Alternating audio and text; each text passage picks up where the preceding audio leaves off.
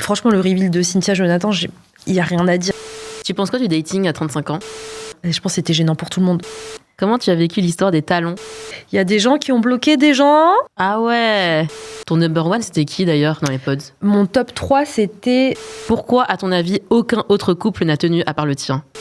Il y a eu même pas 5% de ce qui a été filmé qui a été monté. Hello, moi c'est AV aka Impératrice Wu sur les réseaux sociaux. Bienvenue sur Je peux te faire un vocal, le podcast où on parle de plein de sujets différents et principalement de relations d'amour et tout. On se retrouve aujourd'hui pour l'épisode tant attendu avec une invitée de taille qui a fait Love is Blind. C'est Alice. Salut AV. Merci beaucoup d'avoir accepté mon invitation. Je pense qu'il faut déjà présenter c'est quoi Love is Blind pour les gens qui regardent pas. Love is Blind, c'est une télé-réalité où les gens tombent amoureux sans se voir dans des pods dans un premier temps. Ensuite, ils se fiancent, ils font la lune de miel, etc. Ils vivent ensemble et ils se marient. Donc l'objectif, c'est le mariage. Au bout d'1 mois ? En réalité, c'est 2 mois.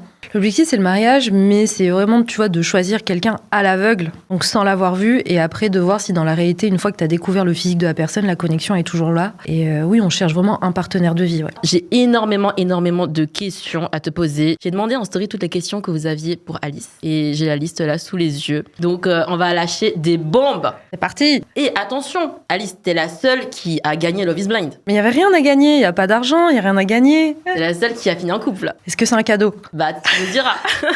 Je vous préviens, il y aura des spoils dans cet épisode. On spoil même la fin, en fait. Directement, parce que tu apparais dans le dernier épisode. Car, en effet, on apprend dans le dernier épisode que tu es celle qui a fait un plot twist. C'est le plot twist de la réunion, ouais. Vas-y, raconte-nous comment s'est passée la réunion. Bah en fait, moi, je savais pas qu'ils allaient me couper des précédents épisodes. Et en fait, j'ai compris que c'est parce qu'ils voulaient aussi avoir ce côté plot twist. Et comme on était le seul couple Survivor, de faire un peu cet effet annonce. Je pense qu'ils voulaient aussi faire l'annonce devant Cynthia pour avoir sa réaction en live. Donc d'où le fait que ça a été une annonce un peu cerise sur le gâteau. Personne ne savait du coup que tu étais en couple avec Jonathan. Tout le monde était choqué alors. Il y a eu des gens choqués. Comme on se retrouve pas avec tous les participants tout le temps, il y avait quand même des participants qui n'étaient pas au courant. Mais il y avait quand même des gens qui étaient au courant, on se cachait pas non plus. Après, on sort pas beaucoup. Tu vas nous raconter ta relation avec Jonathan plus en détail tout à l'heure. Parce que c'est ça que tout le monde veut savoir en fait, puisqu'on l'a pas vu. Et du coup, comment on s'est connus, toi et moi ? Bah, t'aimes manger. Oui, et toi tu fais J'aime manger, je fais à manger. Du coup, on s'est rencontrés comme ça. En fait, on s'est connus à un pop-up que tu avais fait, parce qu'en gros, toi, tu as une marque de glace qui s'appelle Kem Glace. On se retrouve comme ça, du coup, t'as dû un peu halluciner quand tu m'as vu sur le réunion. J'étais choquée quand je regardais le casting. En plus, de base, moi, je l'ai déjà dit, mais je ne regarde pas de télé-réalité de base. Genre, Love is Blind, j'en ai vu aucun. Et là, ma pote, elle m'a dit, mais regarde le casting, il n'y a que des Asiates et tout. Je regarde le casting, je suis en mode, ah, c'est vrai, il y a plein d'Asiates, c'est cool. Et là, je tombe sur ta tête. Oui, en premier, parce qu'en plus, c'est dans l'ordre alphabétique. Du coup, il y a Alice en premier sur le casting des filles. Et j'étais en mode, what, il faut absolument que je regarde et tout. Donc, raconte un peu ton parcours, qui tu es pour les gens qui ne te connaissent pas. Donc, ton métier, pourquoi la glace ? Et ben, je m'appelle Alice Nguyen. J'ai 36 ans maintenant. Donc, j'ai créé ma marque de glace il y a 5 ans maintenant, 5e été. Et de base, j'ai un master en production audiovisuelle, management des médias. Je bossais, j'étais cadre dans les médias. J'ai toujours été intéressée, tu vois, par le divertissement et avec le côté partage. Et après, j'avais envie d'entreprendre. Mais tu sais, entreprendre, tu sais pas ce que tu veux faire exactement. Et moi, j'aimais bien, comme toi, je pense aussi, tout ce qui est partage autour de la nourriture. Et après, il y a eu le Covid. Et pendant le Covid, j'ai passé mon CAP glacier. Et je me suis engouffrée dans une période d'entrepreneuse où j'ai beaucoup travaillé. Ça me plaît beaucoup. En plus, il y a une dimension e-food sur le partage et aussi j'ai une dimension sociale dans mon travail. Je fais de l'insertion professionnelle au laboratoire. Donc ça m'a beaucoup comblée. Mais en fait, j'avais plus du tout le temps, je trouve, d'avoir une vie personnelle équilibrée à côté de ça. Mais du coup, comment une fille comme toi, qui est jolie, drôle, extravertie, qui fait plein de trucs intéressants dans la vie, tu te retrouves à faire Love is Blind ? Très bonne question. T'étais pas sur les applications ? Si, j'étais sur les applis. J'étais sur les applis, mais déjà, tu vois, quand t'entreprends, t'as pas vraiment de collègues. Donc, c'est mes employés, je vais pas dater un employé. Et tu sais que là, quand même, la plupart des gens, il y a plein de gens qui ont rencontré quelqu'un au travail, à la photocopieuse, à la machine à café. Moi, c'était pas mon cas. Et en fait, au début, quand j'ai entrepris, j'avais un mec. Mais ça n'a pas fonctionné. Aussi, ce côté, je pense, où quand tu travailles trop, l'équilibre vie perso, vie pro, est-ce que tu investis dans ta relation, tu peux pas développer ta relation. Et en fait, j'étais arrivée à un stade où moi, je savais que je voulais avoir des enfants. Je pense que j'étais pas avec le bon partenaire, donc on a rompu. Bon, aussi après qu'il m'ait trompée. Et j'ai une période app, tu vois, vers 33 ans. Et en fait, je faisais des dates, mais il y a rien qui convertissait.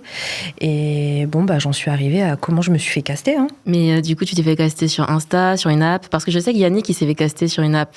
Il y en a beaucoup qui se sont fait caster sur les apps ou sur les réseaux sociaux. Et comme je t'ai dit, j'ai un master en audiovisuel, donc j'ai des potes qui sont en audiovisuel et qui avaient vu le casting passer et qui m'avaient dit ça serait trop bien pour toi. En fait, c'est ta pote qui t'a recommandé. C'est un pote qui m'a envoyé vers le casting. Le casting m'a appelé pour m'expliquer ce que c'était.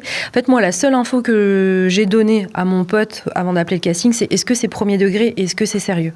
Parce que moi, je me voyais pas faire quelque chose type Les Princes de l'amour ou... Enfin, tu vois, un programme dating, moi, je voulais vraiment que ça soit premier degré. Et je pense que même toi, quand t'as vu le casting, le fait que tu me connaisses, tu t'es dit, en fait, c'est des vrais gens. Oui, je me suis dit, c'est vraiment du sérieux. Ouais, c'est des vrais gens. Tu sais, en plus, en tant qu'asiatique, on n'aime pas trop se montrer en général. On doit faire profil bas, on fait pas des trucs genre télé-réalité, tu vois. Parce que les parents, ils vont juger et tout. Bon, t'abordes un sujet... Mais c'est pour ça que je me suis dit, s'il y a plein d'Asiates, c'est que ça doit être sérieux. T'abordes un sujet, sache que mes parents ne sont toujours pas au courant. Ah bon? Ils n'ont pas regardé la télé? Enfin, ils n'ont pas Netflix. J'ai vraiment ce truc où j'osais pas, mais j'étais arrivée à un moment, quand tu dates comme ça, je pense que j'avais fait peut-être 50 de dates, tu vois, Bumble, Hinge. 50 dates en combien de temps? Ouais, peut-être en 2 ans, tu vois, mais si t'en fais un chaque semaine. Après, moi, je faisais date en mode... t'en faisais un par semaine? Je parlais vite fait et je disais tout de suite, on va se voir. Et après... Je voyais très bien si ça le faisait ou ça le faisait pas. Et en fait, ça le faisait pas. Ok, tu faisais des first dates à chaque fois. Je faisais des first dates à chaque fois, rapide, vers, resto, vite, parce que on n'a pas le temps. Mais est-ce que c'est pas parce que tu cherches trop the one? Tu creuses pas? Alors qu'au moins dans l'émission, ce qui est bien, c'est que tu creuses avec les gens. Même si là, au premier abord, ça matche pas, il y a un deuxième date, un troisième date, et au bout d'un moment, tu t'attaches. C'est ça, mais je sais pas si t'as des potes de 35 ans et tout. En fait, les mecs de 35 ans, si tu veux dater dans ta tranche d'âge, donc je disais, moi, tu vois, je devais dater entre 33 et 39 à peu près. Comme vous l'avez vu dans l'émission, on est un peu une génération trauma. Donc, en fait, tu sais, quand tu les rencontres dans la vraie vie, même les mecs que je rencontrais sur Bumble, sur Hinge, moi, je voyais tout de suite, tu sais, on le voit dans les pods, je rigole beaucoup. Il faut que j'ai cette complicité, j'ai des valeurs militantes, il faut que le mec, il ait des valeurs aussi. Et en fait, tu sais très bien que la relation, ça va pas être que des sentiments, on va avoir un lifestyle en commun, des valeurs en commun. Et ça, en fait, je l'ai posé très vite, ces questions. Et quand j'allais voir la personne, c'était juste pour voir s'il y avait une petite alchimie de complicité, et je voyais que je l'avais pas. C'est vrai que ta première question, c'est est-ce que t'es de gauche? Ça, c'est Vincent qui me l'a posé. Ouais, parce qu'en fait, je lui parle de ma relation à mon travail où je fais du social et il me demande si je suis de gauche. Moi, je sais pas s'il est de gauche, je sais juste que il est pas dans un métier dans le social. Et je lui dis oui, je suis de gauche, mais après, ça me définit pas en tant que telle. Je suis pas non plus militante. Je dis juste que j'ai des valeurs de gauche, tu vois. Ouais, parce que c'est l'un des seuls passages qu'on a. Ouais, c'est ça. Et moi, je suis trop dans le social, je suis à fond sur les quartiers populaires, tu vois. T'es de gauche? Ouais. Mais c'est très drôle. Et en fait, nous, on l'a beaucoup fait dans les pods. On était beaucoup à parler de nos convictions politiques. Mais les valeurs, tu le sais très bien, tu peux pas t'engager avec quelqu'un si vous n'avez pas au moins des valeurs comme ça, des valeurs sur la société ensemble. C'est trop important. Et moi, après, tu vois, il y a deux autres choses que je demandais tout le temps. C'est son rapport au féminisme et son rapport au racisme. Genre, est-ce qu'il est capable de comprendre les dynamiques racistes? Du coup, dès le départ, tu disais que t'étais asiate? Non, on a essayé de pas le dire tout de suite. Et je sais que nous, on nous l'a un peu reproché aussi, vu comment vous avez vu le montage, pourquoi on dit nos origines à un moment. C'est qu'en fait, à un moment, ça fait aussi trop partie de toi. Et tu vas te marier avec quelqu'un et t'as besoin qu'il comprenne une partie de ta culture. Mais moi, je l'ai pas dit avant le dernier date. Et d'ailleurs, la dernière personne avec qui je suis en date, et je le dis parce qu'il pense que je suis africaine. D'accord, c'est trop drôle. Je lui dis que j'ai des origines de pays de plusieurs continents. Et il me dit, mais t'es africaine? Je dis, bah non. T'as participé à l'émission en gros parce que t'en avais marre des applications. Et tu t'es dit, là, au moins, ça va vraiment être du sérieux. Les gens, ils sont là pour se marier. En fait, au début, j'étais pas sûre de participer. Tu vois, je me suis fait caster l'été dernier. En août, c'était calme. Donc je me suis dit, vas-y, en fait, le casting, c'est drôle à faire. Mais syndrome de l'imposteur, je te jure, je pensais que j'allais pas être prise. Je me suis dit, Netflix. En plus, j'avais jamais vu l'émission. Donc, on m'a juste parlé de l'émission. J'ai commencé à regarder. J'ai regardé, il m'avait l'air assez sérieux. J'ai regardé genre les 2 premières saisons US. Et je me suis dit, ah ok. Mais je me suis dit, je suis pas assez intéressante pour qu'ils me choisissent moi, tu vois, vraiment. Et en fait, au fur et à mesure qu'on faisait le casting, quand j'ai vu le process du casting, je me suis dit, c'est vraiment sérieux. En fait, tous les questionnaires qu'on remplit, les questions qu'on nous pose, l'entretien psy, et ils nous disent qu'ils nous prennent au casting que si tu as des matchs possibles en face. Et il y avait vraiment ce critère d'être prêt, de chercher un partenaire de vie. Pour se marier, en fait. Pour se marier. Alors moi, j'avais pas le critère forcément du mariage, mais je me suis dit, le mariage, ça peut consolider. Enfin, fallait être prêt quand même à se marier. Tu vois, aller faire des dates, des fois, t'es fatigué de ta fin de journée. T'arrives, t'as tes problèmes, tu dois aller à Châtelet, faut t'habiller, faut faire ton make-up, faut arriver bien coiffé. Et en fait, je me suis dit, la vie, elle est trop fast life. Et des fois, t'arrives avec ton énergie de la journée. Comment tu vas arriver dans une zone où tu vas dire au gars, bon, en fait, ce que j'ai besoin de savoir, typiquement, c'est bon, est-ce que t'es féministe? Est-ce que tu comprends le racisme? Toi, t'es 50-50, t'es comment? Est-ce que tu veux des enfants, tu veux te marier? Tu sais, tu peux pas faire ça au premier date. Et là, en fait, je savais qu'on allait dans une bulle où on allait pouvoir poser ces questions. Je me suis dit, mais en fait, c'est trop bien. Et surtout, en face, ils ont filtré des mecs qui sont prêts. Mais moi, j'ai capté ton caractère. Vas-y. C'est ça le truc des femmes entrepreneuses. Nous, on aime bien quand c'est efficace, tu vois. Oui. Et là, les dates, des fois, on a trop de chit-chat et tout, au lieu de parler des trucs sérieux. Et là, tu t'es dit, là, je me bloque 2 mois dans ma vie. Ça dure 2 mois, c'est ça? C'est ça. Au total. Tu te dis, je me bloque 2 mois dans ma vie, je me donne à fond, je fais des dates toute la journée et au bout d'un moment, c'est sûr que ça va marcher. Oui, j'y ai cru. Voilà, c'est ça. Et je pense que moi aussi, c'est ça qui m'attire dans le concept de Love is Blind. C'est en mode, c'est efficace. On est tous là pour un objectif commun. Tout le monde est motivé. Il n'y a pas comme sur les applications de rencontre en mode situationship, nanani, nanana. C'est ça. C'est ça qui est cool. Tu vas pouvoir poser des questions très vite. Et il y avait un peu un critère, je pense, qu'ils cherchaient des gens qui étaient aussi, tu vois, ouverts d'esprit, dans le sens où ils nous ont posé la question, est-ce que tu peux dater en dehors de ton style, ethnicité, des choses comme ça. Donc je me suis dit, il va y avoir un truc ouvert d'esprit et c'est une expérience sociale. C'est vrai que moi, j'entends souvent, t'as fait une télé-réalité. Je l'ai même pas vécu comme une télé-réalité. Nous, on l'a tous vécu, je pense, comme une expérience sociale, tu vois, en mode, je vais voir, en fait, si je suis capable d'aller au-delà d'un physique, si je vais être capable d'aller au-delà de, peut-être t'es pas de la même religion, tu vois, des choses comme ça. T'as un type ou pas de base? Moi, j'ai pas de type. Je suis un peu le connexion. Bah, tant mieux, c'est plus des gens comme ça qu'il faut. Mais ça dérange pas un mec qui fait 1m70? Non, moi, j'avais pas de critères, vraiment. T'as pas un type, mais en fait, tu vas trouver cette personne, parce que comme t'as une bonne connexion, tu vas le trouver mignon. Mais moi, je suis d'accord avec toi. J'ai souvent des crushs sur des mecs, c'est pas mon style physiquement. Mais pour les mecs, je pense que c'est pas pareil. Dans le sens où j'ai bien remarqué que toutes les filles étaient super jolies, en fait.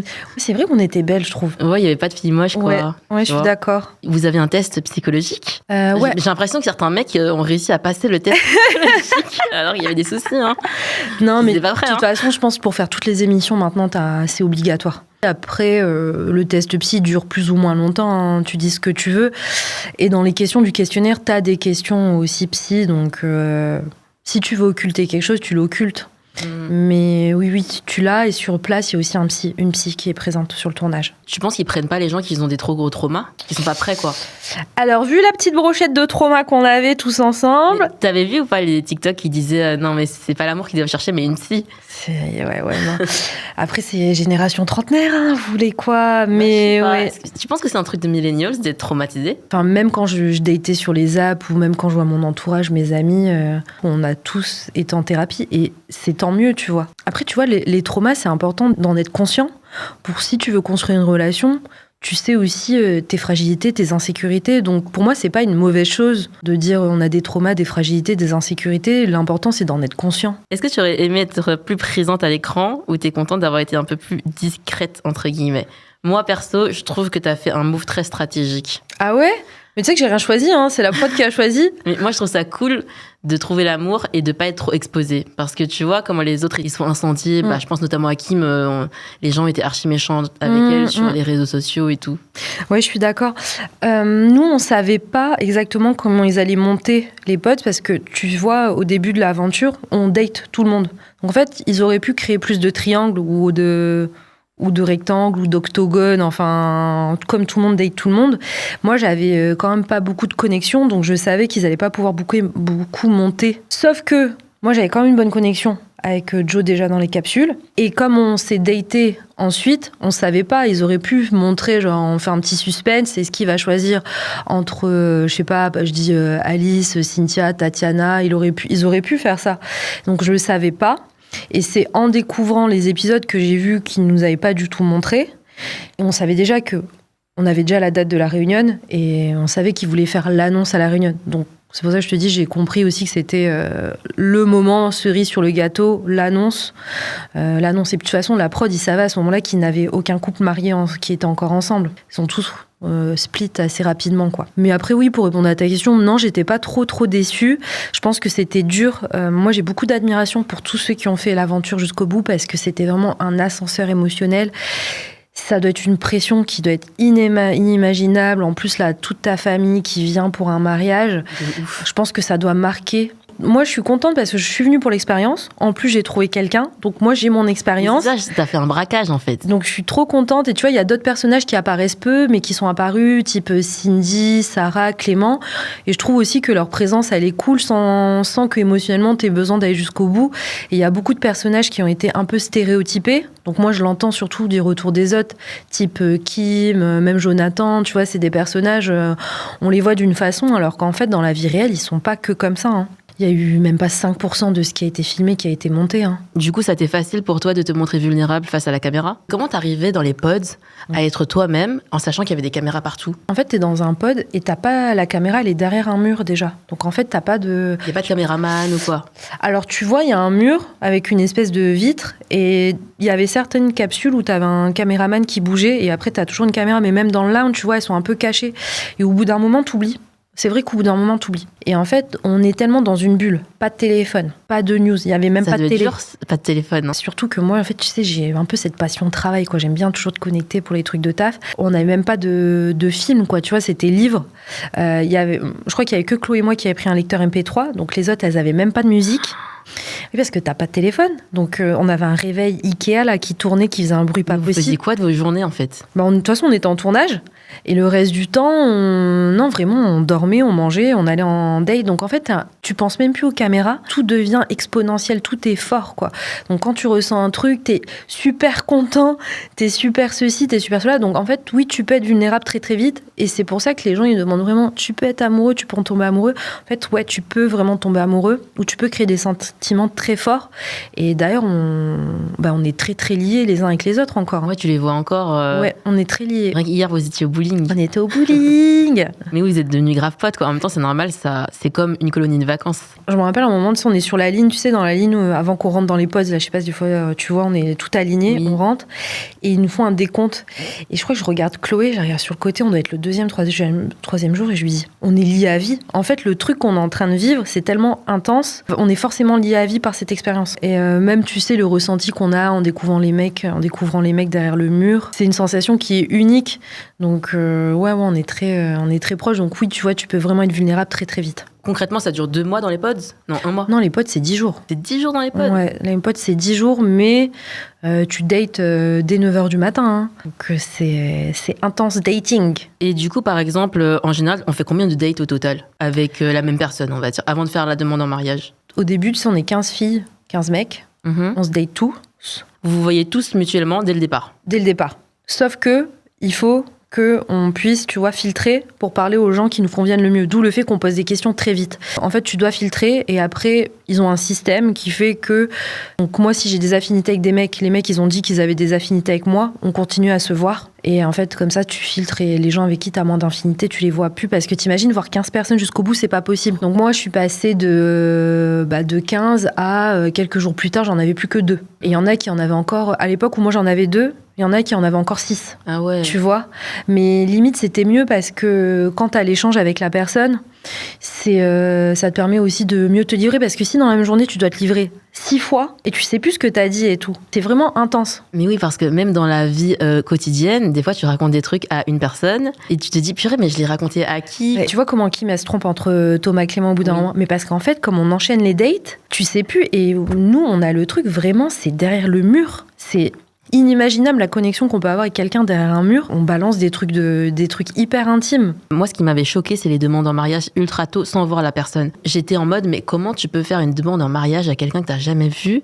Et nous, on voit que des extraits, tu vois. Et moi, je suis en mode, mais comment ils peuvent se rapprocher aussi rapidement? Oui. Et en plus, en seulement 10 jours? Oui. Et la raison, c'est juste que bah vous êtes dans votre bulle et du coup, comme toutes les émotions sont décuplées, t'es en mode je suis in love, coup de foudre, archi rapidement en fait. Ouais, dans la vraie vie, je pense que on aurait juste eu un crush pour la personne. Mais regarde, dans la vraie vie, t'as ton date Bumble, tu vas à Châtelet le mercredi, tu lui écris, tu le vois 2 heures plus tard, peut-être la semaine d'après. Mais tu vois, c'est 2 heures, 3 heures, 4 heures cumulées que tu vas avoir sur peut-être 2 mois avant de poser des vraies questions. Nous, en fait, en équivalent de vie, les capsules, t'as tout concentré sur ce qui pourrait être peut-être 3 mois de dating. Parce que tu partages vraiment des choses très très intimes et surtout ce que tu recherches en couple, ce que tu es capable de donner. Et après, on le sait que c'est le jeu de l'émission où il y a des étapes. Tu vois, tu as l'étape des capsules, après tu as l'étape de la demande en mariage, tu as l'étape de la honeymoon, tu as l'étape du mariage. Donc on avait déjà choisi en quelque sorte des inspirations de robes ou de bagues dès le départ. On doit venir avec des tenues qui sont préparées, donc on sait que ça fait partie des étapes. Après, ce qui est, c'est que c'est aussi Netflix qui paye. Mais le fait que ça soit pris en charge, tu te laisses porter par l'expérience et tu as juste à te concentrer sur toi, ton ressenti. Parce que dans la vraie vie, organiser un mariage, c'est trop chiant. Voilà, c'est trop chiant. Et là, ils organisent tout pour toi. Donc en fait, tu as juste à te laisser porter. Ce qui fait que oui, les gens ils vont aller chercher cette demande en mariage ou rapidement parce qu'en fait ça fait partie du but de l'expérience. Ouais. Ils sont prêts, hein, vraiment, les gens quand ils le font, t'as vu les lettres qu'ils font et tout, ils sont sincères. Hein. Est-ce que tu peux pas être un peu aussi people pleaser parce que t'as envie d'être choisi, car tu sais qu'il y a 15 autres meufs derrière? Je pense que oui. Je pense qu'en fait tu le fais, oui, parce que t'es bercé par l'expérience, mais tu sais, comme on s'est dit, t'as vu les fast life qu'on a, on est tous des personnes avec des vies accomplies, surchargées, et là tu te dis, j'ai mis du temps de côté, je suis déconnectée, j'ai pas mes téléphones, j'ai pas tout ça, je suis déconnectée. Donc, viens, je le fais, c'est un peu une chance unique, donc je vais le faire. Donc, t'as un peu envie de te battre pour te dire, je vais aller au bout du truc. Est-ce que toi, t'aurais pu faire une demande ou c'est que les mecs qui doivent faire les demandes? C'est marrant, j'ai reçu cette question ici. Et bah, en fait, moi, j'ai dû la demander. Je pense que les prods, ils m'ont répondu un peu en rigolant. Et je sais que Joe l'a demandé aussi. Mais en fait, comme il n'y avait aucune fille qui voulait le faire, la question s'est pas posée. Je pense qu'il faudrait vraiment qu'il y ait une fille qui dise, moi, je vais faire la demande. Ça s'est pas fait. Et tu vois, et moi, je pense que j'étais une aussi des plus féministes. Et même moi, j'ai avoué, je pense que j'oserais pas le faire. Tu sais, on a quand même une construction sociale qui sont en nous, donc on a du mal. Et le casting, il t'a surpris ou pas au niveau des profils? C'est quoi ton opinion là-dessus? Je pensais pas qu'on allait être autant d'Asiates. Et même en face, on a vite compris qu'il y avait aussi beaucoup d'Antillais. Donc on s'est dit, il y a beaucoup d'Antillais. Bah, on le savait, tu vois, ils l'ont dit. Il y avait combien d'Antillais? Galien, Madi, Joe, Alex, ils sont métis antillais. Andy, il est antillais. Ils sont 5. Ah ouais, c'est vrai. 5. Et les Asiates, on était... Kim et Julie, elles sont eurasiennes. Moi, je suis 3/4. Vanmi et Chloé, ouais, ils sont viettes. Hein. Donc, on était pas mal d'Asiates. Donc, j'étais surprise par le casting en termes de diversité. C'était trop cool. Vanmi, on le savait déjà, tu vois, dans les pods, comme il s'appelle Vanmi. Et je voulais lui dire... Moi aussi, je m'appelle Nguyen, que j'étais viette, mais je pouvais pas lui dire. Et ça m'a surpris et rassurée. Tu vois, on avait tous des vies, je te dis, avec des tafs bien accomplis. Enfin, on avait tous, je pense, ce truc de j'ai réussi ma vie professionnelle et maintenant j'ai envie de trouver, tu vois, cette personne pour accomplir une vie personnelle en plus. Et moi, j'avais ce besoin aussi de toujours garder, tu vois, une vie professionnelle intense et de se dire, j'ai peut-être trouvé quelqu'un avec qui, tu vois, je vais construire une vie en commun. Et on va se soutenir. Donc ça, j'étais surprise. Et j'étais assez surprise en voyant les filles. Je les ai trouvées toutes magnifiques. J'ai trop envie qu'on creuse... Creuse avec. C'est la question qu'une abonnée a demandé. Pourquoi tu penses que tant de femmes incroyables dans Love is Blind finissent par mendier l'amour à des hommes perdus? Mais nous, on sait pas que c'est des hommes perdus au moment des capsules. Oui, c'est vrai. Vous pensez tous que c'est juste des mecs posés. Nous, on arrive dans les... Moi, j'y crois pas. Je te jure. Moi, je me rappelle, j'ai des scènes, et on en rigole encore avec les filles, j'ai des scènes où on arrive, on sort du lounge, tu sais, quand on est là avec nos verres, et on chill comme ça, on est trop contents. Je te jure, on y va et on se dit, ils sont incroyables. Après, oui, on a vu que c'était des mecs de la vraie vie, et tant mieux qu'ils soient pas incroyables, parce que être incroyable, ça veut dire être extraordinaire. Mais vraiment, on a ce truc ils nous ont choisi une brochette de mecs prêts, qui verbalisent, qui ont fait un travail thérapeutique, qui ont des métiers stables. Donc je te dis, bon, et en plus quand tu vois les filles, tu trouves qu'elles sont plutôt jolies, tu dis, bon, en face, je pense qu'ils sont pas moches non plus. Donc tu te dis, waouh, on est vraiment... Donc non, vraiment, à ce moment-là, on sait pas que c'est des hommes perdus. Et maintenant, après coup, tu te dis, c'est des hommes perdus. pense qu'on était tous un peu perdus. Je vais pas. Non, je trouve que les filles, elles étaient mentalement plus prêtes. Enfin, moi, je connais énormément de filles célibataires, successful. Et justement, est-ce que c'est l'émission ou est-ce que c'est juste dans la vie réelle, c'est déjà comme ça? Je trouve que cette émission est une bonne représentation de la société d'aujourd'hui, dans le sens où il y a énormément de filles qui ont beaucoup misé sur le travail, et maintenant qui sont prêtes à se mettre en couple. Mais de l'autre côté, il y a beaucoup de mecs qui galèrent encore en termes de travail, à être stables, qui sont paumés dans leur vie. Et il y en a beaucoup qui sont stables dans leur travail, mais qui émotionnellement ne sont pas prêts. Moi, je trouve que les mecs et les filles ont représenté quand même bien ce qui se passait dans le dating des trentenaires à Paris. Moi, ils ne m'ont pas paru plus ou moins bien, les garçons ou les filles, mais c'est vrai que peut-être les filles, on a une approche de la maternité qui est différente, des enjeux qui sont différents. On est plus prêtes. On a aussi, par la construction sociale de la société, des rôles qui nous ont été attribués, que ça soit le care, tout ce qui est intelligence émotionnelle, on est aussi différentes là-dessus. Forcément, ne pas être choisi, ça peut être mal vécu à un moment de l'étape. Et moi, tu vois, j'ai pas été choisie, donc je veux pas te dire, quand je suis rentrée, j'étais triste.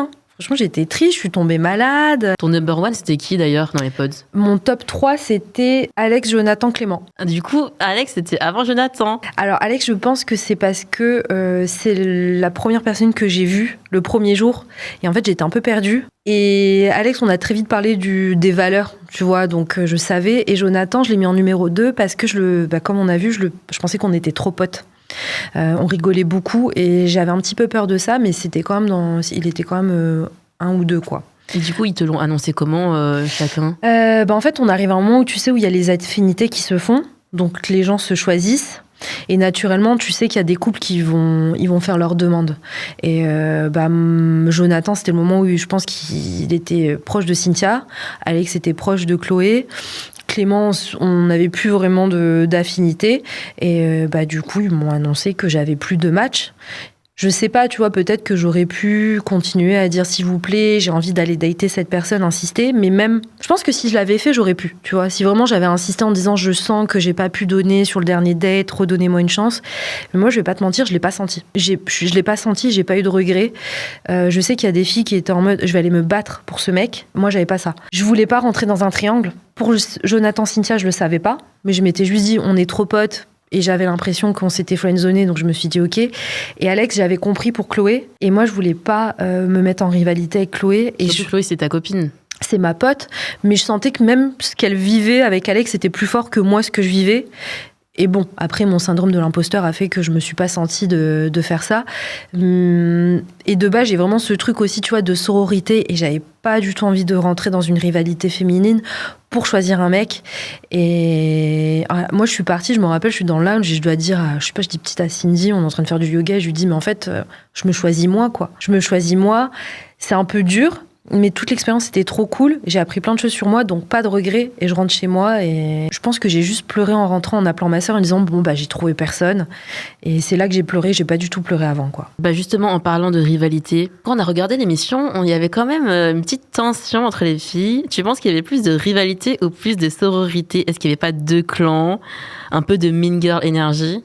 Je pense que c'est paradoxal. T'arrives, t'es en concurrence parce qu'il y a 15 femmes, 15 hommes, donc tu sais que tu vas pas pouvoir. Oui, mais t'as vu l'émission, les mecs, ils sont tous là en mode bro et tout. Les filles, elles sont toujours là en train de se battre pour les mecs. Et ça m'a rendu ouf. Ouais, tu vois, je sais, c'est vraiment un truc que j'avais pas du tout envie de rentrer là-dedans, mais comme on dit, c'est vraiment un truc qui se passe dans la société aussi. T'as besoin en tant que femme d'être... Quelque part, on cherche des fois la validation de l'homme en face. Et c'est vrai que quand tu arrives à ce stade de te dire « Oh, j'ai pas besoin de me faire valider par un homme, c'est trop bien ». Mais là, on est sur des enjeux de vie. Et je pense que les femmes qui étaient là, l'âge qu'elles avaient, je pense une moyenne d'âge peut-être de 34, où tu sais que tu as envie d'avoir des enfants, un partenaire, tu as envie de te battre. Donc tu peux rentrer dans ce paradoxe. Mais c'est vrai qu'ils ont peut-être pas montré, à cause du montage, que pourtant, tu vois, nous, on vivait dans une vie de groupe où on se serrait quand même les coudes. Et quand t'avais une fille qui allait pas bien, toutes les filles, elles étaient quand même là pour elle. Après, t'avais des affinités, donc je vais pas les nommer, mais tu vois très bien qu'il y avait des groupes où il y avait moins de complicité. Mais quand t'avais une fille qui était down, t'avais toujours plus de la moitié des filles qui venaient autour d'elle pour lui remonter le moral. C'est obligé d'avoir ça parce que l'intensité de l'expérience fait qu'on est les seuls à pouvoir comprendre ça, donc on se soutient, mais on a envie d'être choisi par un mec pour qu'il nous fasse la demande. Et c'est vrai qu'on peut rentrer dans une rivalité à cause de ça. Mais ça peut arriver dans la vraie vie. Hein. Tu peux aller dans une soirée, avoir un crush sur quelqu'un et t'es en crush avec une de tes commises sur un mec et tu te dis pourquoi. Mais c'est vrai que c'est chiant et et pour le coup, dans l'émission, on n'a pas eu le modèle de mecs qui se battent pour une meuf. Mais ça arrive dans d'autres saisons. Je pense que ça doit arriver, tu vois. Mais là, on l'a pas eu. On a été un peu éduqués comme ça aussi, quoi, en tant que meuf. Des trucs comme ça. Et on a beaucoup plus le syndrome de l'imposteur que les mecs, hein, aussi, tu vois. Donc, je crois qu'il y avait beaucoup de ça. Et finalement, je trouve qu'on a tous été assez vrais dans ce qu'on a donné de l'émission parce qu'on savait pas ce que ça allait rendre. Dans le sens, tu vois, j'ai vu des phrases ou des comportements qu'on a eus sur nos insécurités et ça, la rivalité, ça en fait un peu partie. Et je pense que, tu vois, les Américains, ils auraient peut-être pas eu ces comportements face caméra. Tu vois, les Américains, des fois, ils sont un petit peu plus, je dirais, pas superficiels, mais ils font plus attention à des réactions. Et nous, je trouve qu'on a eu beaucoup de réactions authentiques. Ouais, c'est vrai. Mais on a stéréotypé des personnes, genre, ah, ils pensent ça, ils sont comme ça. C'est un moment dans le lounge, t'as Yannick qui dit à Alex, genre, que Tatiana lui plaît, mais c'est un peu relou, elle a un enfant. Et en vrai, ça le dérange pas plus que ça, mais je pense qu'il dit ça dans le sens où c'est toujours plus dur de démarrer une relation quand il y a un enfant, parce qu'il faut aussi que l'enfant, tu le prennes en considération. C'est pas un mauvais bagage. Mais tu vois, je pense que les Américains, ils auraient fait attention à pas dire ça face caméra. C'est vrai. Mais même les Japonais, je me dis, j'ai pas vu Love is Blind Japon, mais je suis sûre qu'eux, ils font tellement attention à ce qu'ils disent que ça sera pas autant authentique, quoi. Et nous, on a dit beaucoup de choses. Mais t'avais pas peur de dire des dingueries et de dire, ah, peut-être que ça sera à la télé. Après, t'oublies, hein, tu passes vraiment des journées entières dans le lounge, enfin, à faire lounge, pod. Donc, à un moment, tu dis 7 phrases, et bien sûr, il y a 8 caméras pour l'enregistrer. Mais moi, j'aurais trop peur, hein. Mais tu sais, on est tellement copines avec les filles que quand tu sors du pod, t'as envie de tout débriefer. Donc t'as besoin et tu vas dire ces trucs authentiques. C'est 100% réel ou est-ce qu'il y a des scènes un peu mises en scène ? Tout ce qui est capsule, de toute façon, on dit toujours ce qu'on veut. Je pense juste que t'as la période honeymoon ou appart, où des fois, à cause du placement des caméras, on va peut-être te redemander de refaire une entrée, mais ils vont jamais te demander de créer une scène. En fait, tout ce que tu dis, ce que tu fais, c'est quand même censé être 100% toi. Mais après, ils peuvent amener des situations. C'est-à-dire, en faisant telle activité, ils vont t'amener sur tel truc. Ils peuvent créer des situations qui vont peut-être créer du drama. Ça, c'est sûr. C'est qui ton groupe de copines, du coup, toi ? Le groupe de copines, nous, c'était le van 1, parce qu'on était le van prête dès le matin pour aller dans les pods. Donc, c'était Anaïs, Chloé, Lou et Lina. Mais vous avez vu surtout Chloé dans le montage. Anaïs qui arrivait pour annoncer à Thomas à la brasserie qu'il y avait peut-être un petit problème avec son ex. Et les autres filles, elles ont été coupées au montage. Mais nous, c'était vraiment le groupe en mode, on est les premières qui sont prêtes. On est dans le premier van. On est prêtes à partir. En mode lève-tôt, quoi. Lève-tôt, et c'est aussi qu'on était proches. À l'hôtel, on était proches de chambres. Donc, je pense qu'il y avait ça aussi. Mais je te dirais que quand même, on s'entend toutes bien. On est quand même toutes des femmes de plus de 30 ans. Quand on se croise, c'est salut, ça va. Il y a une bonne ambiance. Hein. C'est qui la personne qui t'a le plus déçue après le tournage ? Non, il n'y a personne qui m'a déçue post-tournage. Après, il y a des gens qui ont bloqué des gens. Ah ouais. Il y a des gens qui sont pas dans le groupe WhatsApp, mais... Ah, je sais qui est sorti du groupe WhatsApp. En fait, il y a des gens... Mais tu vois, je vais pas les juger. Je peux comprendre qu'un groupe de 30 personnes, en termes de stimuli, ça peut être, tu vois, un peu overwhelming, quoi. Ça peut être un peu trop. Donc, je comprends que tu as besoin aussi de couper. Écoute, moi, si ça leur fait du bien de se bloquer, de pas avoir nos réseaux, il y a pas de souci, tu vois. Et qui est la personne qui t'a le plus surprise positivement ? Après, chez les filles, j'ai des coups de cœur, tu vois, c'est mes potes, je t'ai dit. Vraiment des coups de cœur, mais c'est des amis, on se fera à vie. Et à vie ? Mais vraiment à vie. Mais vraiment, tu sais, ils te demandent de venir dans les capsules avec un cadeau. Tu sais, que tout le monde a ramené un petit cadeau.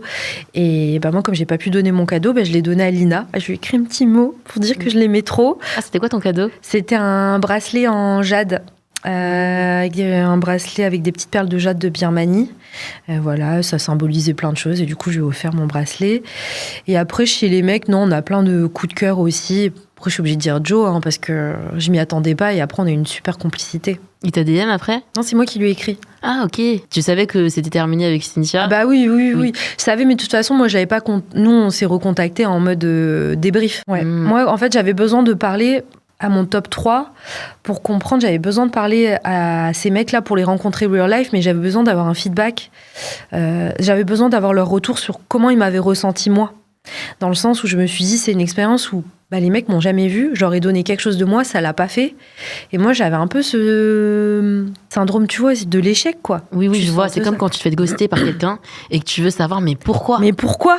J'avais besoin de savoir pourquoi. Les mecs avec qui j'ai été un peu plus proche, ce qu'ils avaient pensé de moi, ce qu'ils avaient ressenti de moi, en fait, c'était un peu, mais quelle erreur j'ai faite pour pas les reproduire. Donc moi, j'avais vraiment écrit à Joe dans cette démarche-là, genre, est-ce qu'on peut prendre un café ? Parce que moi, j'aimerais bien avoir ton retour d'expérience sur ce que tu avais ressenti de moi. Moi, dans ma tête, j'étais en mode, ce qu'il vient de vivre avec Cynthia, ça a l'air d'être tellement intense. Nous, on savait qu'il avait rompu avec lui en lune de miel, donc tu te dis, le mec, il fait une demande, 4 jours plus tard, il rompt. Moi, je m'étais dit, il va pas bien, il est pas disponible émotionnellement, c'était même pas un truc que je m'étais dit. Hein. Mais tu sais, nous, quand on s'est tous ajoutés en sortie de pod, on avait les photos de tout le monde. Donc ça nous permettait de mettre des visages, mais c'est vrai que quand tu rencontres la personne la première fois, c'est différent. Et du coup, t'étais choquée quand t'as vu la photo des gens ? Ou tu t'y attendais ? Est-ce que, quand tu parles à quelqu'un dont t'entends que la voix, Oui. est-ce que tu t'imagines un truc dans ta tête ou Tu t'imagines un peu. Après, il y a des mecs, on arrivait un peu à deviner. Tu vois, je pense, Andy m'a dit. Clément, je le voyais comme ça. Mais oui, c'est vrai qu'il y a des gens, tu t'imaginais pas trop. Je sais pas, Charles. Mais les mecs m'ont dit que je m'étais dévaluée. Ah bon ? Ouais, il le dit, Joe aussi à la réunion, c'est coupé. En fait, il y a une journée où on arrive en tenue casual. J'arrive en casual et en fait, moi j'arrive. C'était la tenue pyjama. Moi j'arrive en pyjama, tu vois, en pyjama, tu connais. Et là, t'as Kim, elle arrive en Victoria's Secret. Peignoir blanc à plumes, claquettes Givenchy, fourrure et tout. Et les filles, elles arrivent en mode tenue yoga, mais franchement, elles sont en bombe. Et moi, j'étais, mais c'était pas censé être la tenue casual et tout. Toutes les meufs, elles étaient en Lululemon et tout. Et toi, t'es en mode pilou-pilou, quoi. J'étais en mode étam pilou-pilou, tranquille, avec mes petites pantoufles roses. Et en fait, je me suis dit, déjà, moi, je les trouvais hyper charismatiques. Je trouvais que c'était des meufs de ouf. Et en fait, la journée où on arrive comme ça, parce que les premiers jours, on est un peu, tu vois, en tenue robe de soirée et tout, alors qu'on est à l'aveugle. Et j'arrive dans les pauses et je le dis à Alex et à Jonathan. Je me dévalue un peu, je me dis, ouais, les meufs, elles sont un peu bonnes. J'ai dressé un portrait de moi, et tu vois, c'est pour ça qu'ils ont gardé dans la réunion où j'ai fait une blague à Joe, et Joe, il pensait que j'étais moche. Oui, je me rappelle, dans la réunion. Mais en fait, pour de vrai. J'étais moche, c'est ça ? Ouais, mais en fait, pour de vrai, il m'a pas dit ça quand on s'est rencontrés dans la vraie vie. Il m'a juste dit, mais en fait, quand tu t'es dévaluée, je me suis dit, est-ce qu'elle manque pas de confiance en elle ? Il s'est dit, peut-être qu'en fait, si je me dévalue, c'est qu'il y a peut-être une vraie raison, quoi, derrière, oui, tu vois. Tu veux dire. C'est vrai qu'en plus, les mecs, ils jugent beaucoup sur le physique. Et je pense le fait que tu dises, ouais, les meufs, elles sont en bombe et pas moi. Mais elles étaient en bombe. Ouais. Elles étaient en bombe de ouf. Il a dû imaginer un truc de ouf, tu vois. Genre, ah ouais, les autres, elles sont vraiment ouf et elle est pas ouf. Je sais pas. Et après, lui, il m'a dit que quand on s'était rencontrés, j'aurais été certainement la personne qui lui plaisait le plus. Bon, les matins, on va parler de ton histoire d'amour avec Jonathan. Jonathan. Vous êtes toujours ensemble ? Jonathan, il va bien, oui. Ça fait combien de temps ? Notre premier date, c'était tu sais, à la patinoire au Grand Palais, début janvier. Ouais, c'est ça, notre premier date. Ok, donc là, on est en octobre. Ouais. Ça fait 10 mois. Ouais, time flies. C'est quoi la première chose que t'as pensé quand t'as vu Jonathan pour la première fois ? C'était à l'anniversaire de Kim, on était en soirée. Et lui, il parlait aussi avec une autre fille dans les potes qui s'appelle Lou. Et Lou, elle ressemble à une Barbie. C'est une grande, blonde. Dommage, j'en ai pas vu. Elle est trop mince, mais c'est vraiment un prototype. Quand tu la vois, tu penses à une Barbie. Et en fait, moi, j'arrive et Joe, il m'appelle Lou. Tu me vois moi, tu vois elle. C'est trop drôle, on se ressemble pas du tout. Et comme je pense qu'il avait bu un ou deux verres, il pense que je suis Lou pendant 5 minutes. Mais je dis, mais mec, en fait, non, c'est Alice. Surtout qu'on n'a pas la même voix.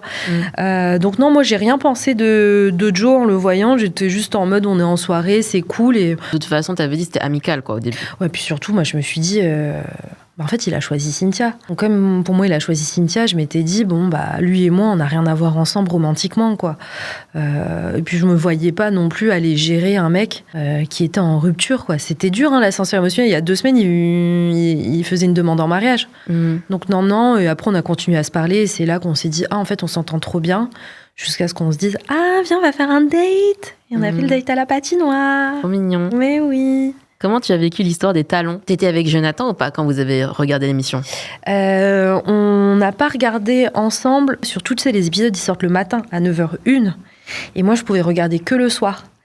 Et je pense que Joe, il avait besoin de regarder les épisodes plus tôt. Donc on Mais s'était ça dit... doit être trop cringe de regarder les émissions où tu apparais et que tu sais pas c'est quoi les cuts en fait. C'est ça. En Ça fait, doit être stressant. mais c'est vrai que le montage, ça a été une surprise pour tout le monde. Et moi, tous les trucs qu'il m'avait dit, parce que forcément, quand on se met en début de relation ensemble, il m'explique aussi comment il a vécu l'aventure, parce que c'était une des premières questions que j'avais pour lui, c'est est-ce que tu es disponible émotionnellement et mentalement ? Si t'es pas disponible, que tu as besoin de plus de temps... Enfin, c'est bon, tu vois, on se retrouve on se retrouve dans 2 mois, quoi. La version qu'il m'a expliquée, la version que j'ai vue, j'étais là. Ah, ok. Le montage, il était un peu dur contre lui. Le montage était dur et puis il y avait des anachronies. Comment c'est apparu? C'était Cynthia qui demande la taille, c'est un problème ou pas? Il est en mode, j'ai aucun souci avec la taille. Hop, 2 secondes plus tard, par contre, c'était bien tes tongs. Bah peut-être qu'il a une passion pour les tongs, on sait pas. Non, c'était un peu dur. Je reconnais que le montage était dur. Déjà, tu vois rien quand ils arrivent. Tu vois que Kim, elle s'installe, elle est là, il y a du champagne. Eux, tu les vois pas s'installer, c'est direct. Bam, ils partent sur l'histoire ils sont dans la salle de bain, ils se préparent, tu t'habilles comment? Et ça, il faut savoir que ça, c'est le dernier jour. Et tu sais, après, il y a l'épisode où ils fredonnent à table. Et ça, en fait, c'est le premier jour. Donc, en fait, il y a eu 3 jours avant où ils commencent à se rendre compte tous les deux qu'ils ont des asymétries, qu'ils s'entendent pas bien. Et en fait, l'histoire des talons, elle arrive en mode, ça fait 3 jours qu'on s'entend pas sur des choses. Et en fait, c'est un peu anecdotique. C'est un peu le truc qui fait que, encore une fois, on n'arrive pas à s'entendre et ça monte dans les tours. La version que j'ai, et de toute façon, c'est ce que je vis, c'est que moi, on n'a jamais parlé de taille avec Joe. Il fait 1m78. Donc, en fait, il est complètement dans la moyenne. Mais en plus, toi, t'es pas très grande. Moi, je fais 1m63. Mais en fait, moi, je sais qu'en plus, il a déjà eu des ex qui sont plus grandes. Tous les gens qui m'en parlent, ils sont là. Ah, la taille, est-ce que la taille... Et en fait, c'est même pas une histoire de taille. Pour moi, et de ce que je comprends, parce que je le connais, c'est anecdotique, c'est vraiment une histoire de... Ah, j'ai un ressenti, est-ce que tu peux l'intégrer et le comprendre et pas te refermer tout de suite et pas l'intégrer? En off, ils en avaient parlé. Apparemment, ils en avaient parlé parce que tu sais que c'est le moment où ils vont retrouver Teddy, Loutna. Ouais, ça a été coupé en fait. Ça a été coupé. Le moment où ils en parlaient en off, parce qu'au montage, c'était ça te dérange ou pas que je sois plus grande? Il est en mode je m'en fiche. Et après, hop, en fait, ça me dérange, mets-toi plat, tu vois. Ouais, c'est ça. Bah écoute, moi, il m'a dit qu'ils en avaient déjà parlé en off et qu'ils étaient partis sur on va pas accentuer la taille. Et on va pas accentuer la taille, c'était pas je suis complexée par rapport à toi. Mais Joe, pour lui, c'était vraiment... En fait, on en a déjà parlé, du coup, je suis un peu étonnée. Et c'était aussi qu'il voulait pas arriver dans ce moment où, en fait, on focus vis-à-vis des autres là-dessus. Et de toute façon, tu l'as vu dans le montage, t'arrivais, et oui, les gens, en fait, ils allaient te découvrir toi aussi la première fois. Il n'avait pas rencontré toutes les autres filles la première fois. Quand Charles, il arrive, les remarques qu'il a, et c'était de se dire, bon, viens, on n'en fait pas un sujet à ce moment-là. Mais en soi, il n'y a pas de complexe de la part de Joe sur sa taille. Mais oui, c'est même pas un mec petit. En fait, c'est un mec normal. Il fait 1m78, c'est normal. Et c'est vrai que le montage en fait quelque chose comme ça. Et bien sûr, tu mets ce que tu veux. Tu veux porter des talons, mets des talons. Mais oui, t'as bien raison. Et comment t'as vécu la diffusion alors? Regarde, avait été en couple avec quelqu'un depuis 9 mois. Et là, le plus dur, c'est pas quoi? C'est le mec, il fait une déclaration à quelqu'un, il va le demander en mariage. Il va dire des trucs de ouf. Tu sais, t'as vu les poèmes qu'ils ont fait, les mecs là? Il n'y avait pas de ChatGPT. Hein. Ils nous ont tous fait des poèmes là. Tous les mecs, ils ont écrit des poèmes. Mais t'as vu mais tous les poèmes qu'ils ont écrits là, c'est tous devenus des poètes. Tu vois, il faut leur retirer un petit peu Internet. Retourner à l'époque des chevaliers. C'est ça, ils étaient là, ma reine, mon évidence. Julien, il a sorti un slam. Ils peuvent quand ils veulent. Hein. C'est ça, et tu vois, et tu sens que quand ils le font, ils sont à fond, quoi. Ils ont les larmes aux yeux. Donc moi, j'étais un peu en mode, quand j'ai regardé ça, j'étais comme ça. J'ai regardé, j'étais là, je regarde pas. Et franchement, ça m'a gênée, mais... Tu sais, même moi, j'ai trouvé ça mignon. Parce que je sais l'intensité qu'il y a dans les pods et je sais que t'es capable d'avoir des déclats comme ça. Mais après, le moment le plus gênant pour moi, c'était le reveal, quoi. Et je vais pas te mentir, le reveal... Pourquoi c'était gênant pour toi? Je pense que c'était gênant pour tout le monde. Déjà, tous les couples, j'ai vu, j'étais comme ça. Ah, c'était mes potes, j'étais trop gênant. Vrai. Non, mais en vrai, franchement... Tout était gênant. Dans les potes, je le vois, là, t'es gênant. En plus, là, tu sais qu'ils arrivent. En plus, il y a vraiment un truc... Franchement, le reveal de Cynthia Jonathan, il n'y a rien à dire, j'ai même pas besoin de le verbaliser. Je pense qu'on a tous la même sensation en regardant ce reveal. Et je l'ai regardé et j'ai eu un rire nerveux. J'étais là avec mon coussin. Franchement, je ne sais même pas si je l'ai vu le reveal. Tu sais, j'étais comme ça, je le vois pas. C'est vraiment le moment où il fait une demande en mariage. Moi, je suis en couple avec lui. Je me dis, ah putain, il fait une demande en mariage. En plus, tu sais où ça va, qui s'est trompé, qui se sent pas bien dans cette décision. Et quand t'es en couple, ça arrive pas souvent de faire des demandes en mariage comme ça, tu vois. Bon, là, ça arrive. Il a fait une demande en mariage. Je suis obligée de le voir. Mais limite, c'était thérapeutique. Je l'ai vu, je me suis dit, bon, au moins maintenant je peux mettre des images dessus, tout le monde on avance ensemble. Mais c'est gênant. Tu recommanderais à une amie de participer à Love is Blind? Et si c'était à refaire, tu referais? Ouais, si c'était à refaire, je le referais. Je le referais peut-être différemment. Est-ce que je recommanderais à une amie? Je sais pas si je suis une bonne amie pour lui recommander, hein, c'est à toi de juger. Je lui donnerais certainement un peu les clés des coulisses et ce que ça peut inclure. Mais c'est vrai que le risque, c'est que tu puisses être stéréotypé dans le montage. Voilà, donc ça peut être un risque. Et après, ça dépend aussi ce que tu viens chercher. Mais je trouve qu'on est tous arrivés à un âge où t'es authentique. Et si t'es capable de montrer ça de toi, bah, t'as une acceptation de toi après, tu vois. Tu sais, toi aussi, hein, de toute façon, toi, t'es exposé. Tu vois bien que t'as des remarques négatives. Et après, ça te permet d'avancer. Moi, je suis pas aussi vulnérable que vous. Moi, on connaît pas mes traumas. Ouais, c'est vrai. Non, on a fait un gros trauma dumping.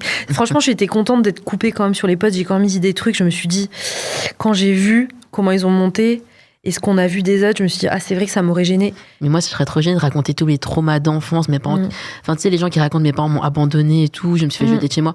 Enfin, c'est des trucs traumatisants. Et en fait, les gens peuvent réutiliser ça contre toi, tu vois, à l'avenir. En mode, elle est comme ça parce qu'elle a vécu ça. Et même moi, je le fais dans mon podcast, tu vois. Je suis en mode, moi, je pense qu'elle est comme ça parce qu'elle a vécu ça quand elle était plus jeune. Ouais. Et on fait des raccourcis très facilement. Ouais, bah là, je crois qu'on était prêts à les dire. Tu voulais parler un moment du trauma dumping. Donc, quel est ton avis sur les traumas dumping et les insécurités dans le dating moderne? C'est quoi, en fait, le trauma dumping? Parce que moi, je comprends pas trop. Trauma dumping, c'est, tu vois, des fois sur les réseaux, t'as tout de TW, là, trigger warning, je vais te dire quelque chose. Et en fait, tu vois, moi, si je sais pas ton passé, ton passif, et que j'arrive et que je te drop quelque chose qui, moi, est un trauma, mais ça se peut, moi, je sais pas, c'est quelque chose qui était dur pour toi. Type, ça, il y en a beaucoup, violence conjugale ou agression ou des choses comme ça. Moi, si je sais pas que tu as un historique et que je viens te dumper, bah moi, j'ai vécu ça, peut-être ça va réactiver quelque chose de difficile pour toi. En fait, le trauma dumping, c'est ça, c'est sans alerter la personne, sans savoir la capacité qu'elle a à réceptionner, tu vas lui drop quelque chose et quelque part, t'attends quoi? Soit qu'elle valide, soit qu'elle te répare, soit qu'elle fasse quoi en fait. Mais les gens, ils sont pas toujours dans la capacité d'entendre ça. Et ça, tu l'as des fois dans des amis. Et en fait, j'ai remarqué qu'après 30 ans, tu l'avais beaucoup plus en date. Parce que bon, déjà, t'avais des traumas dumping de relations. Genre, moi, cette personne, elle m'a vraiment trompée, elle m'a fait ceci, elle m'a fait cela. Donc, moi, j'ai besoin de savoir tout le temps quand t'es, tout ça. Genre, au premier date, les gens, ils balancent des traumas directs, c'est ça? Ouais. Ils moi, je ressens pas trop ça. Hein. Eh bah, tu verras après 33 ans, Ave. Mais après, je pense qu'il y a des gens qui aiment bien trauma bond. Ils aiment bien ça. Ils aiment bien. Moi, j'ai ce trauma et toi, raconte pas ton trauma. Oh, on est si proches. Oui, on est si proches du trauma. Mais des fois, ça peut être des petits traumas, tu vois. Ça peut être des trucs d'enfance, des choses comme ça. Et en fait, dans l'expérience, comme on a eu besoin d'être vulnérable, on a très vite mis nos insécurités sur la table et on a eu besoin je pense que l'autre, quelque part, les valide ou puisse avoir un rôle dans cette réparation. Faut faire attention, c'est pour ça qu'il y a les psys, c'est pour ça qu'en fait, tu as des tierces parties, c'est que donc, le travail chez le psy que tu fais, c'est que tu vas transférer ce trauma à une tierce personne. Tu peux pas attendre de toi, de tes potes, de tes amis, de ton conjoint, qui sont en fait la personne qui va être la personne de ta thérapie, quoi, qui va être là pour combler tout ça. Elle n'a pas les épaules et en plus, tu vas lui donner une charge, un peu une responsabilité de « je te l'ai dit, donc prends bien en considération, type j'ai fait 4 tentatives de ah mais je te l'ai dit, j'ai fait 4 TS. Du coup, comme j'ai fait 4 TS, fais attention à ceci, cela. Bah non, en fait, t'as fait 4 TS, ok, je le sais, mais je reste quand même pas ta thérapeute. Il faut que tu ailles voir quelqu'un pour parler de ça. Tu vois, tu peux pas avoir cette responsabilité en tant qu'ami ou partenaire de couple de dire cette personne m'a dit ça, du coup, je dois faire très très attention à tout ça pour lui. C'est vrai. Des fois, t'as un peu ça, je trouve, sur les relations où il y a beaucoup de traumas. Et je te dis, c'est hyper important d'avoir conscience de ces traumas. Mais il faut pas attendre de l'autre qui te répare par rapport à ça, qui t'accompagne, mais pas qui te répare. Ouais, je suis d'accord avec toi. Bien dit. Go, allez voir un thérapeute. Si t'avais pas rencontré Jonathan dans l'émission, tu penses que vous aurez matché dans la vraie vie? Je pense qu'on aurait matché dans la vraie vie, ouais. Je pense qu'on aurait matché. En fait, on a trop de points en commun. En plus, on avait le même boulot avant. Moi, je pense qu'on aurait matché. En plus, physiquement, je pense qu'on se plaisait aussi. On s'est quand même loupé dans les pods. C'est très fort. Hein. Dans le destin a forcé, mais vous êtes quand même loupé. Hein. On s'est loupé, mais peut-être qu'on a eu de la chance. Tu vois, peut-être qu'on aurait eu l'expérience jusqu'au bout, on aurait été trop stressé. Je pense qu'il y aurait eu trop de pression. Puis tu sais, t'as les interviews, t'es tout le temps filmé. Peut-être que ça aurait été trop stressant. Donc non, je pense qu'on aurait matché dans la vraie vie, ouais. On va passer à la dernière partie. Go! Bah ouais, parce que là, il faut accélérer. L'amour et le dating aujourd'hui. Avant Love is Blind, t'avais eu combien de relations? Est-ce que tu tombes facilement amoureuse? Non, je tombe pas facilement amoureuse. J'ai eu une grosse relation 20-27 ans. Et après, j'ai eu des relations, tu vois, genre 1 an et demi. T'es restée 7 ans avec la même personne? Ouais, tu sais, c'était vraiment le personne dont tu tombes amoureuse à 20 ans. Puis vers 25-26, tu te dis peut-être qu'on prend des trajectoires différentes. Et après, je crois que j'ai eu mon moi adulte à 27 ans. C'est ce mois où tu te dis je me suis trouvée, je sais qui je suis, et ça a un peu changé ma dynamique de dating. Et en fait, j'ai eu des relations d'1 an, 1 an et demi où je voyais que ça n'avançait pas plus, et j'ai eu des périodes aussi, tu vois, d'1 an où j'étais bien seule, où j'étais trop contente d'être célibataire, mais tu sais, pas pour profiter, sortir, mais plus pour m'accomplir personnellement et pas être avoir une énergie où c'est quand même du temps de donner à quelqu'un. Ouais, j'ai eu des bonnes relations, enfin des relations saines avec des mecs bien, avec leur trauma, des fois ils m'ont trompée, mais j'étais arrivée à un stade où je me suis dit là je suis prête, je trouve quelqu'un. Tu penses quoi du dating à 35 ans ? C'est pas facile, C'est pas facile, des fois je me dis, tu sais, peut-être tous les mecs bien ils sont déjà en couple, ou tout. C'est ce que beaucoup de filles se disent. Ouais, ou peut-être les mecs sains, ils sont... Non, je pense qu'il y a beaucoup de mecs qui doivent être bien, qui sont déjà pris. Et non, le dating à 35 ans, c'est beaucoup de... Je trouve que c'est pas facile. Tout le monde arrive avec son petit bagage. Et en fait, il faut que l'autre puisse être capable d'accepter ça. Et on a aussi beaucoup d'indépendance, surtout à Paris, tu vois, où t'as besoin d'avoir ton petit programme d'habitude, t'as ton petit appart, tu fais ton sport, t'as tes trucs, et aller conjuguer ça avec quelqu'un, c'est peut-être pas évident. On est moins flexible aussi, ouais. On est là en mode, non, si je sors avec un mec, il faut vraiment qu'il m'apporte quelque chose dans ma vie. Sinon, flemme, j'ai déjà très bien avec mon cours de pilates, mon matcha et tout, quoi. C'est ça, ton groupe de potes. En fait, on peut être accompli de plein de façons différentes. Et même, en fait, moi, je trouve ça trop bien qu'on puisse le vivre comme ça. Quand tu arrives à ce stade où tu es bien toute seule, ça veut dire que la personne que tu vas trouver, elle va bien matcher avec toi. Tu vas pas chercher quelqu'un pour combler quelque chose. Tu vas juste chercher quelqu'un pour créer une vie en commun qui va être trop cool. Et tu penses que du coup, c'est plus difficile pour une femme accomplie de trouver l'amour ? Toi, tu te considères comme une femme accomplie, non ? Oui et non. Franchement, je sais pas. Tu sais, toujours syndrome de l'imposteur par rapport à ça. Je sais pas, tu vois, c'est pour ça que quand je voyais des profils comme Tatiana et tout, je me suis dit, ça, c'est des meufs accomplies de ouf. Moi, j'ai encore des grosses galères au travail, j'ai des galères perso et je me sentais pas accomplie à ce point-là, tu vois. Mais je pense que c'est plus difficile quand t'as une vie professionnelle et personnelle bien chargée de pouvoir faire une place pour quelqu'un, parce qu'il faut aussi que cette personne, elle puisse s'adapter. Et je crois que pour les mecs, ça va pas à tout le monde. Et tu penses que peut-être que c'est parce que les femmes ambitieuses font peur aux hommes ? Je pense qu'il y a un peu de ça aussi. Tu vois, tout ce qu'on a dit avant sur la construction sociale, les femmes sont plus dans le care, les femmes recherchent plus la validation. Peut-être que les mecs, de façon ce que la société leur a donné, peut-être que ça peut un peu les émasculer d'avoir une femme qui est ambitieuse. Ils vont peut-être se sortir un peu infériorisés, et ils devraient pas. Je pense que le message qu'on a donné, c'est il faut pas, il y a pas de souci. Mais dans tes 50 dates, tu l'as ressenti ou pas des fois ? Moi, j'ai senti qu'ils avaient un peu ce truc what the fuck. Elle fait trop de choses, la fille. Pourquoi elle fait autant de choses ? Et ils avaient du mal à me comprendre. Et quelque part, ce que je cherchais en relation, c'était quelqu'un qui me comprenne. Tu vois, qui comprennent que tu as besoin aussi, que ça fait partie de toi. Mais ouais, j'avais souvent ce retour de est-ce que tu vas être capable de ralentir là-dessus ? Et moi, je savais pas si j'avais envie de ralentir forcément. Attends, les mecs, ils te disaient tu travailles trop Ouais, tu fais trop de choses, tu travailles trop. C'est parce qu'ils travaillent pas assez. Non, je pense qu'ils avaient peut-être des tafs informaticiens pépères, 9-17. Ils avaient leur week-end. Non, je pense que ça pouvait faire un peu peur, mais franchement, il faudrait aller leur demander à eux. Pourquoi, à ton avis, aucun autre couple n'a tenu à part le tien ? Nous, on a tenu parce qu'on était hors caméra. Charles et Julie, Chloé et Alex, des couples qui avaient l'air bien solides et tout, bien construits. Pourquoi tu penses qu'aucun couple n'a tenu ? Moi, j'ai mes suppositions. Mais moi, je fais mes suppositions par rapport à ce que je vois. Ouais. Toi, tu les connais. En fait, quand t'es dans l'expérience, et même au début de la sortie de l'expérience, t'es encore dans une bulle. Donc en fait, t'as aussi ce truc que t'as partagé avec la personne qui fait que t'amplifies tout. Et tout est accéléré. T'as vu comment ils te font rencontrer la famille, les proches très très vite. Donc ça, c'est un accélérateur. Je pense que quand cette bulle, elle part et que tu reviens dans la vraie vie, c'est le challenge de tout le monde. Le quotidien revient. Et ça, tu l'as dans n'importe quelle relation. On demande, tu te mets en couple avec un mec que tu as rencontré sur une app ou n'importe quoi. Au début, tu as un peu la honeymoon phase. Tu sais, la phase où tu partages tout est trop cool, super intense. Et puis après, il y a le vrai quotidien. Genre, des fois, je suis fatiguée, des fois, je suis hyper busy, des fois, je suis malade, des fois, en fait, je suis down parce qu'il se passe ça dans ma vie. Et ça, quand ça arrive, peut-être que dans l'émission, il y a plein de choses qui te permettent un peu de te dire, en fait, le couple, il est solide parce que tu as le suivi psy, tu as ton entourage, et tu te dis, la personne, on a l'objectif du mariage, on est bien entouré, et puis te font faire des activités qui font que tu es drivé dans ta relation. Mais ça ressemble aussi un peu à du love bombing, le début, je trouve, en vrai. C'est un peu intense. Cette bulle, ça peut être interprété comme ça. Donc, je crois que si ça tient pas, c'est parce que le retour à la vie quotidienne, t'as une retombée émotionnelle. Et le retour à la réalité, je pense vraiment qu'ils étaient tous sincères dans leur démarche, mais que la réalité a fait que ça et autre chose, on l'a aussi sur d'autres émissions type Marié au premier regard. En fait, être en couple, c'est dur. Non, mais être en couple, c'est dur. Tu penses ? Bah ouais, être en couple, après 30 ans, trouver un partenaire tout calqué, c'est trop dur. Normalement, être en couple, c'est censé être facile avec la bonne personne. Mais c'est dur de se mettre en couple et tu vois, de s'aligner, synchroniser sur tout ça au début. Avec notre moyenne d'âge de Love is Blind, et on pense aussi sur Marié au premier regard, c'est pareil, on a plus de 30 ans, plus de 33 ans, de se dire à cet âge-là, j'arrive à synchroniser.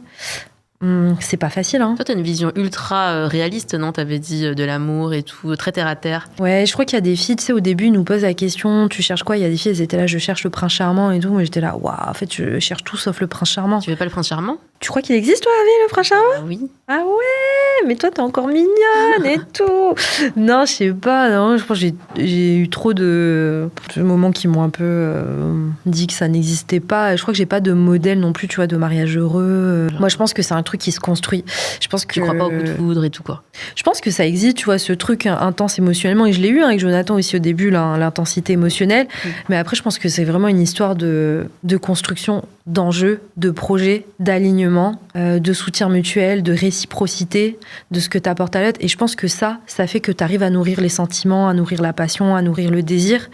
Mais le mythe du prince charmant, qui va être tout le temps comme ça, provider, qui va tout le temps être là pour toi, tu sais, ce mythe de cette passion qui va toujours s'éterniser, je pense que c'est un peu fake. Et en fait, c'est parce que je vois qu'il y a trop de couples qui essayent de nous vendre ça en mode fake. Tu vois, je pense à des couples d'influenceurs sur les réseaux, tu sais, où c'était vachement leur personal branding de montrer on est en couple. Et j'adore moi aussi les voir. Ah, tu lui fais à manger, c'est trop mignon. Tu lui sers son petit truc, c'est mignon. Mais in real life, je pense que c'est pas tout le temps comme ça, ou qu'il y a forcément des coulisses qui sont moins glamour et qu'on les voit pas. Moi, j'y crois pas à les couples d'Insta. Hein. Bah ouais, tu vois, hein, quand Iris Mittenard s'est séparée de Digo et tout, il y en a plein comme ça, tu sais, des couples d'influenceurs, et quand tu les vois, t'es là, c'est so esthétique de les voir sur les réseaux, mais dans les coulisses, c'est pas vraiment comme ça. Et en fait, c'est pour ça que moi, je pense que peut y avoir ces sentiments, ce respect, cette confiance, mais il y a forcément un truc où tu es obligé d'aller, de t'aligner sur les projets, la construction, et ce que tu donnes. Tu vois, le mythe du prince charmant, il y a un peu un truc où le mec est très provider, il va être là pour ta sécurité, mais toi, qu'est-ce que tu lui donnes ? Et je pense qu'il faut avoir une réciprocité de ce que tu apportes mutuellement à l'autre. Moi, ce que j'aime pas sur les réseaux sociaux, c'est... Moi, je suis d'accord, faut un mec provider, mais c'est vrai que les filles, elles sont un peu trop matrixées par le côté, le mec, il doit tout donner. Et en fait, dans les vrais couples, en réalité, les couples qui marchent, on n'en parle pas parce que c'est boring, en fait. Les couples qui marchent, ils vont pas faire de vidéos pour vous expliquer comment ça marche. Et en général, c'est juste, lui, il aime sortir les poubelles, toi, t'aimes faire la vaisselle. Et en fait, on se répartit les tâches. Et c'est pas glamour, mais c'est juste que chacun donne, quoi. Ouais, alors qu'en vrai, dans la vraie vie, quand t'es en couple, des fois, tu spoones ton mec, en fait. Tu sais, il a besoin, là, il a un moment, il est down. On a moins de constructions comme ça où on se dit, en fait, moi, je vais être aussi la personne forte, des fois, quand il va être down pour provide émotionnellement sur des choses pour lui. Tu crois encore au destin amoureux ? Je sais pas. Toi, t'en penses quoi ? Moi, j'y crois, ouais. Destin amoureux ? Ouais, je pense qu'en fait, il y a une question de timing où tu peux rencontrer une personne et ça peut se faire et ça peut être trop cool. Mais je pense qu'il faut aussi, tu vois, être prêt.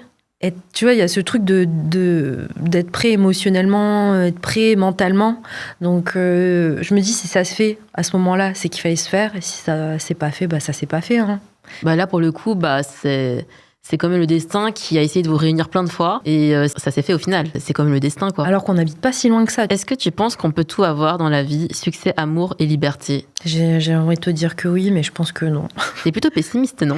Non, je pense pas. C'est vraiment d'expérience. Moi, j'arrive déjà pas à faire tous les trucs que je voudrais faire moi. Mais peut-être parce que j'ai envie de faire trop de choses, tu vois. Que j'ai envie de me nourrir de plein de choses. Mais si t'as une vie plan-plan... En fait, je me dis que oui. Dans le sens où tu peux, si tu arrives à trouver le bon partenaire et que tu arrives à conjuguer tout ça, tu as tous tes trucs perso que tu fais qui sont cool et tu as aussi ta vie en commun qui peut être cool. Donc oui, tu peux un peu tout faire, mais il y a des petits compromis à faire, c'est sûr. Mais c'est des compromis qui valent le coup, hein. Tu es content de les faire parce qu'après, ça t'apporte une autre forme de bonheur. Oui, il y a plein de périodes où quand j'étais célib, j'étais là, je suis seule.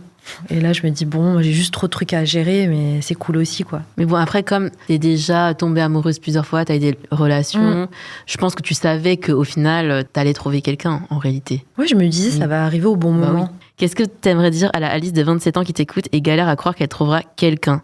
J'ai envie de lui dire, faut se faire confiance. Tu vois, c'est le conseil qu'ils m'ont donné mes amis avant de rentrer dans l'expérience et je ne l'ai pas vraiment pris. T'es protagoniste de tes propres histoires, de ta propre aventure. Et c'est pour ça que j'aime bien Kim aussi, de ça, elle a ce côté, je suis ambitieux, CEO of my own life, Moi, là, comme elle dit. Et en fait, faut te créer les opportunités aussi, tu vois. Et le truc que je fais beaucoup, c'est que, tu vois, autant je suis extravertie, mais tout ce qui est sentiment, j'intériorise beaucoup et je verbalise pas. Et c'est vraiment le truc que j'ai appris, c'est il n'y a pas d'évidence. Il faut verbaliser les choses. Donc, des fois, moi, je pense que, et je pense que la personne en face a pensé que, parce que moi, je pense que, en fait, tu te rends compte que quand tu parles avec personne, toi, t'as pensé que, mais que, et en fait, non, il n'y a pas d'évidence. La communication, comme d'habitude. Il faut dire. Et en fait, il faut déjà faire le taf de conscientiser le truc, de le verbaliser, mais il n'y a pas d'évidence. Il faut dire les choses. Est-ce qu'il y a eu un avant-après Love is Blind dans ta vie? Déjà, je suis bien fatiguée, ça m'a bien fatiguée émotionnellement. Non, il y a eu un avant-après sur comment t'abordes les choses. Pas penser que les autres peuvent deviner pour toi. Et je pense juste que c'était, tu sais, un peu une étape de développement personnel où je me suis mieux comprise et j'ai plus écouté. J'écoutais pas tant que ça. Tu sais, quand tu fais ton date là, à Châtelet à 19h, après le taf, t'as du bruit autour. Donc là, non, je pense que je vais plus poser des questions clés. Et je pense que ces questions, en plus, je les ai dit à des potes qui étaient sur les apps, qui voulaient dater. Je pense qu'il y a des questions qui sont clés, mais que tu peux aborder de façon ludique. Tu peux nous donner tes questions clés? T'as une journée type, t'as un week-end type, qu'est-ce que tu veux faire? C'est quoi ton rapport avec ta famille, tes parents? Enfin, il y a plein de questions, je pense, qui vont pouvoir te dire, toi, ce que t'attends de l'autre, et que tu peux faire sous forme un peu d'un jeu. Mais souvent, tu sais, on arrive les premiers dates, c'est alors ton travail, t'es ingénieur informatique, cool, raconte-moi, ah, trop bien, Crédit Agricole. En fait, tu t'en fous, tu vois ce que je veux dire, tu t'en fous, moi, comprendre comment... Ah, sérieux, trop bien. Trop bien, ah, t'as fait cette école, bah, moi, je connais, ah, t'as fait l'ESSEC, je connais quelqu'un qui a fait... Pourquoi on fait ça? Tu vois, alors qu'en fait, ce qu'on veut savoir, c'est, tu vois, vraiment des... Tu vas les creuser sur la personne, mais je pense que tu peux le faire vraiment de façon ludique. Donc, préparez vos questions. Ça fait un peu entretien, mais faut rajouter une petite touche de séduction dedans.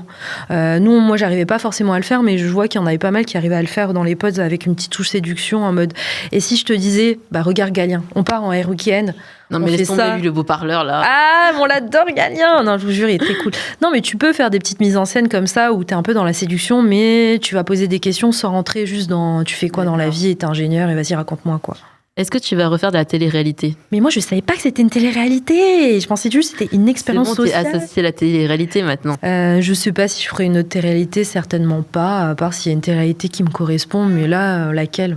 Je sais pas, hein. L'île de la Tentation, la Villa des Cœurs Brisés, non. Ouais, Koh-Lanta, je tiendrai pas. J'ai pas le cardio, j'ai pas le mental. Mais oui, un truc fun, genre loup-garou, les traîtres, tu vois, un truc un peu divertissement, oui. Mais non, je me vois pas être enfermée, avoir les téléphones coupés. C'était trop dur. De toute façon, on n'a plus le temps.